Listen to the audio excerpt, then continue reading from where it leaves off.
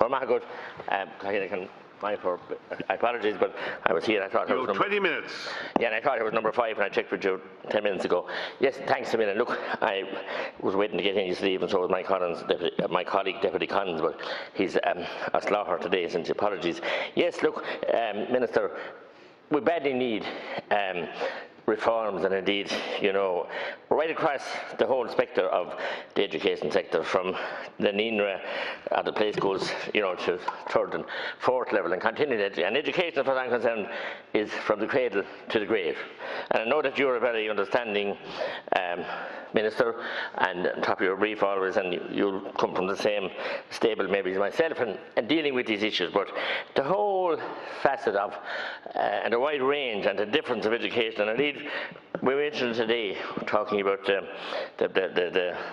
your colleague Darragh O'Brien's bill and the whole PPPs and the schools. And when I was on the VEC, when I was on board of management of national schools, and then I was in the VEC and on board of management of secondary schools, and that's all in there when I came to Dáil Éireann in 07. But the changes and you know, the whole diverse range now that has to be dealt with and has to be embraced and worked with, and the job now of principals and board of management is a hugely important role. And that's why I said the PPPs are such a good thing, because there's one school in Carrick-on-Suir, and indeed the principal, Kevin Langton, is an excellent principal, and the numbers have doubled there in the 2.5 years since it opened.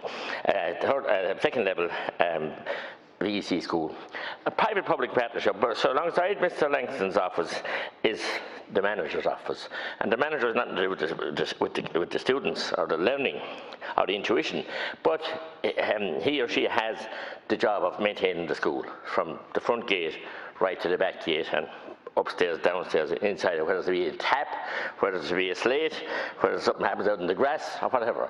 And that's, I think, a fabulous system. It's obviously, I think it may be banned, but I could be wrong, but it's a consortium that have at least provided and built it. Another one, a sister one in Tramore down the road.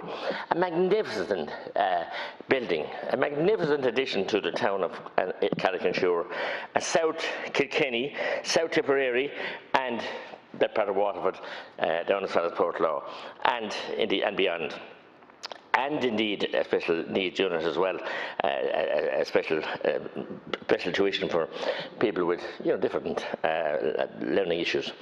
And I honestly want to say I was aghast, and I couldn't believe the sheer size and the state of the art of the building and the place. And of course, that's all useless if you haven't an excellent teaching staff under the principalship of Kevin Langton and his wonderful staff, and they're expanding all the time.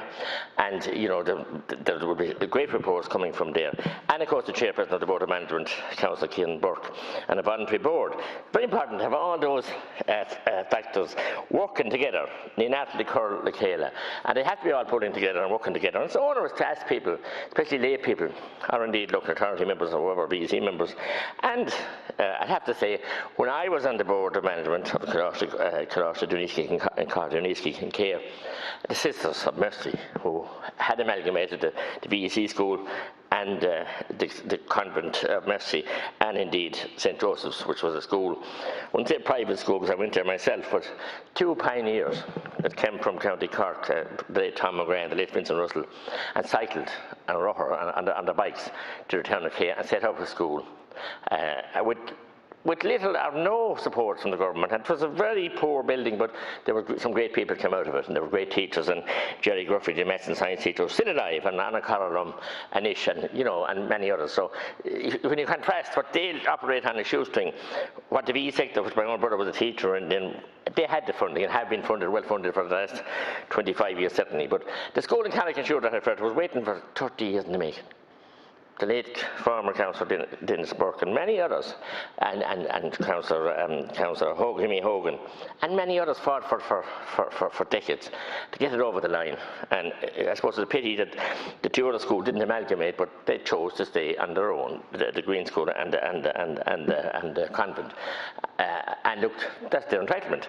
But in many cases, they did amalgamate. In Care, they amalgamated, and in Lismore, out the road over the mountains, Trusson and Slater, they amalgamated. But they have been working hard, working together, and to see them build an extension. So look, there's huge issues then from the whole, I suppose, getting people, and it will be hard. It will be hard in schools where you don't have a system like that. That's the creme de la creme of operations, because the principal doesn't have to do anything, only do an awful lot, but look after his teachers, look after his pupils above all, look after the representation from the Board of Management, the Parents' Council, and the well-being of an adultee, the students. Whereas he doesn't have to worry about a light bulb or a leaking roof. Many of the principals do. And they have no support whatsoever. They have to look after everything. And they're not qualified, they tell you, especially national school teachers. They never set out to be architects and engineers and health and safety officers, and indeed many other issues that go with it. There's only 3 I mentioned, but there's huge areas: the doctor, the nurse, the specialist, the counsellor, that's a counsellor, not an elected counsellor, and indeed, above all, you know, trying to bring the teaching staff with them and responsible for all the children and their parents or guardians, however. So it's an onerous job and needs to be respected, and we should have time for walking principals, and they should be allowed. And they're not looking for that much, to be honest, time, but they need that time to deal with all the paperwork. The reams of paperwork are never ending, and it's become more bureaucratic and more schemes and rules and regulations. And COVID, I can't imagine how they've managed. I haven't set foot inside any school since COVID, or any of us here, but I can't understand how they manage that at all. But they have. We got out this year again, but the exams just completed. I wish all the adultee the very best in the results, no matter what model they chose or what blend of both. I wish them well in the future. But, Minister, they need to recognise, same as the school secretaries, no continuity. It might be there for years. In many cases, they're as good as the principal, because they're the front line for any of us as parents, any students, in the first instance, anybody else, and they deal with everything else, and the caretakers. And I'd have them in their prodigal Donegal. Paddy Donegal was the caretaker in Crouch-Leoneski. Wonderful man, jack of all trades. Master of none, but an exceptional and dedicated job. You can imagine a school with 830 pupils and to be caretaker there on your own. It's a huge, huge job. And whether it's a pantomime they want to put on, or whether it's a sports day in the sports hall or whatever, the place is transformed with help from students and others, but they have to be cognizant of health and safety and all the guidelines and rules and regulations. So we need a huge evaluation. And I have great respect for Antara Eidocas, Deputy Foley, Dr. Foley. Great respect for her. And I think she has an understanding, Montour Freshen, and she has an understanding and she has a willingness to engage and to like yourself, Minister of State Fleming, and talk about issues and deal with issues, not Damon and us and high-powered, highfalutin stuff. So, and I wish you both well. You make a good team, a very good team. So, I mean, but there's huge issues. Not going near the issues of the educate together and all the other issues that those areas there. Just to deal with normal, as I said, I'm not saying they're not normal, but to deal with the issues that were there always, and simple issues and straightforward issues. With the whole plethora then of, the different changes to sex education, which is so vital and so important. But I have alarm bells about some of the things that have been introduced in the syllabus. Certainly I have. And I don't mind saying it here. This is the place to say it. And the whole push for, too quickly, in my opinion, for, kind of new issues that have been introduced. And no proper training or resources for the school management or teachers, or indeed backup staff or anybody else, or the families. And I have issues where where parents and guardians are not happy with that, and they should be listened to too. This bullying is hugely issued there as well. Bullying, like insisted, and if they're concerned and raise their concerns, they're demonized often as kind of backwards or too conservative, whatever. They're entitled to raise their children once they're safely minded and reared and have that. And I believe the children in national school especially, and preschool especially, should be allowed to develop themselves without being told that there might be something else or investigated they would, or if they feel happy or something else. I do. But, Minister, you have a big area on your plate, and the slow pace of delivery of new projects is alarming. And, Minister, I'd ask you, and I know it's your own county, it's not far away from you, it's in Johnstown there, the ROFABs, and they're great facility, don't be wrong, and they're great, and I've often used them to house people, to build the mountables, but the money that's been expanded on prefabs and temporary buildings. It's just mind-boggling and shocking. And why we can't grasp it and deal with it with the last 30 years is just mushroomed.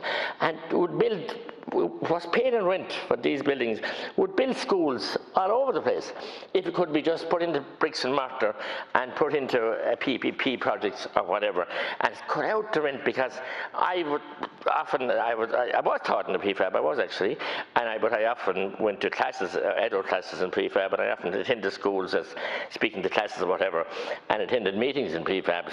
They're not a suitable building. I know the ones that are better for learning and tuition, and for people to disseminate information. So I think that if you could do anything, Mark or Minister Foley, and there's lots of things to be done, but I think this has to be investigated and has to be understood, and the full extent of it. And I see now hospitals and many other places are getting these quick bills. They'll be signing them in 20 years. So we're solving a short-term problem, but they won't last structurally. I'm involved in construction. I know they won't last, and you know they won't last. And so hard to heat them. And we're talking about the energy savings and everything else. So that area totally is left without any proper. We should deal with this. It's like the housing crisis. We should deal with this. They were necessary evil when we hadn't money and we got prefab. But now, when we even in the boom, we couldn't keep them manufactured fast enough to get them into places. And and then I didn't even mention the word fire. They're not the safest from that angle either.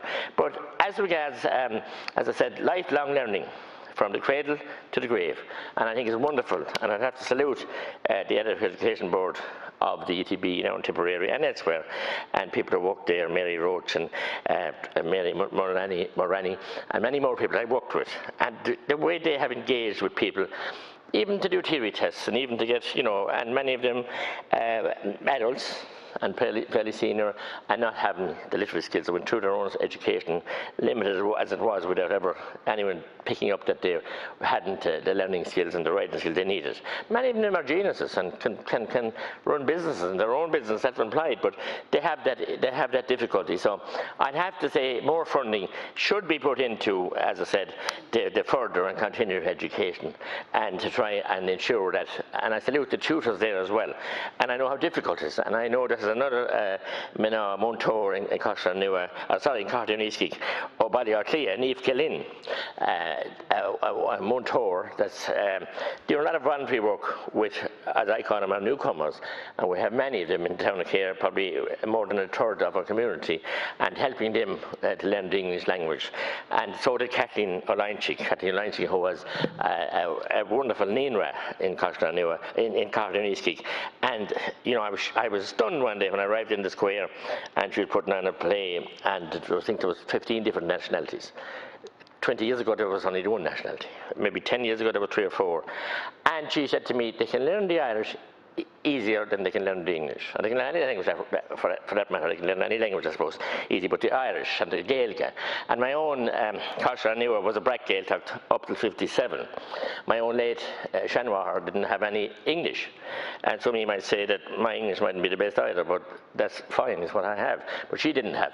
So, and we have a wonderful Ninra in Costa-Nua, which I was proud to be involved with Helen Duggan, and setting that up back years ago. It's flourishing, oversubscribed, wonderful. There's 20 jobs in it in the small village. Cars coming from all areas in the morning, long distances coming to that flourishing development. And at the moment in the process of buying a house, an adjoining house, to expand. And preschool services there, and after-school services to mind the children. And I have my own kids, grandkids, Dumalash Gael, Amy, and indeed Cara Rose, Orla and Cara Rose, and Dawn, our Fowler mentioned, Nina Shin. And the care they get from Joanne and the whole team there, Mary Dowling, the care they get is second to none. So it's a wonderful facility to be in any small village. So the wide circumference of all the different aspects of education. When I was in school, and you were in school, Minister, it was national school and maybe secondary school. and some of the family might get to university, not easy. But now you have to embrace the whole remit of services, and as I said, the teaching staff, the board, the voluntary boards, the parish priests, let's be fair to them. And I mentioned the nuns, and at the moment, they're just so stretched, and they're on board of managements, and I would defend them anywhere. We have people in this house attacking the parish priests, the priests and the nuns. It's fashionable now to be attacking them, but there was a few bad apples, and they're in every society, but I want to defend the sisters. They educated us when we had no schools. Before Thomas McGrath and Vinnie Russell cycled from Cork, they did the educating, and they did it voluntary, and that's why there's such expense in the wage bills now in the schools and the hospitals when the sisters are no longer there.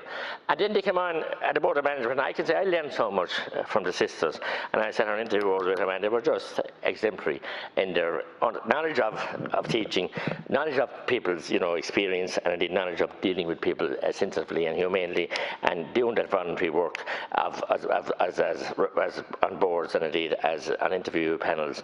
And certainly we have to look at that. So we can never forget our history. We must look forward, of course we must, but we look back as well to where we came from. And we have criticisms of the education sector, and there are many, but I do think that the third level, and it was badly this year, this past year since COVID, it was shameful.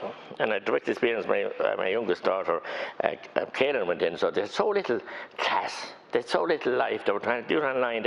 And the money was taken off of them, and we were lucky we can afford to pay it, but people that struggled of a Friday evening, they were told Saturday, then they weren't allowed on campus. So the whole system then of fairness regarding the parent and the student charter, very important. But there's a charter needed for the students and the education providers. Now, I always salute, I don't ever demonize landlords. There's some bad ones there as well, but people provide the infrastructure, they take the risk and they put it there, but there must be a student landlord charter, and it can't be. I know we brought in legislation recently to deal with, to cap the charges that they can have for deposits, but there's a big area there of whole, apart from the money at all, which is an awful lot on people, and the pressure it puts on families, and the peer pressure it puts on students. There must be a charter there that respects the students of all. They have enough of pressures on them without to be worried about rent and issues and everything else, and there must be. So we need that charter. The charter here for the pupils and the parents is very important, yes, but the biggest charter of all for the parents and the children is in the Chuck, Walia, the home. That's where the biggest chapter, that's where the contracts are signed when the children are born and reared and get, I know there's dysfunctional families and there's issues and difficulties, but that is an area we have to look at and stimulate and nurture, and not all out into big issues, and we have a charter for this and a charter for the other, and we have very little common sense often, and we don't have common sense. So it's a huge area, as I said, from the cradle education now to literally to the grave. And I do, Minister, wish you well, and I support your efforts here with this piece of legislation. And I thank you, Carl, for allowing me in, because I had to go downstairs, just got back up, so go on.